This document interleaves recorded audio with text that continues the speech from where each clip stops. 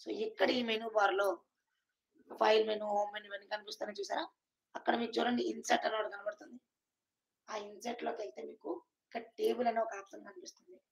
అది క్లిక్ చేయండి. ఆ కిందన యారో మార్క్ క్లిక్ చేయగానే ఇక్కడ డ్రా ద టేబుల్ అంటే మనకి నచ్చినట్టుగా డ్రా చేసుకోవచ్చు. బట్ దాన్ని ఎప్పుడు కూడా యూజ్ చేసుకోవద్దు. ఎందుకంటే మనం అడ్జస్ట్‌మెంట్ కరెక్ట్‌గా చేసుకోవచ్చు, చేయలేకపోవచ్చు. అందులో ప్రాబ్లమ్ ఏంటనేది మీకు నేను తర్వాత చెప్తాను. సో, అలా కాకుండా ఇన్సర్ట్‌లోకెళ్తాం. ఇన్సర్ట్ టేబుల్ అని ఒక ఆప్షన్ కనబడుతుంది చూడండి. ఇన్సర్ట్ టేబుల్ అనేసి. సో, అక్కడ మనకి ఏమడుగుతుంది చూడండి number of columns, number of rows. మీకెన్ని కావాలో మీరు ఇచ్చుకోవచ్చు. హాయ్ అండి. సో, నా ఛానెల్ వాచ్ చేస్తున్న వాళ్ళందరికీ కూడా hi. Welcome to my channel. So, ఇంతవరకు లైక్ చేయలేనట్లయితే లైక్ చేయండి. సబ్స్క్రైబ్ చేసుకోకపోతే సబ్స్క్రైబ్ చేసుకోండి. చూడండి ఇక్కడ నేను 10 రోస్, 10 కాలమ్స్ అని ఎంటర్ చేసేసాను. ఓకే చేసేయడం అంతే జస్ట్.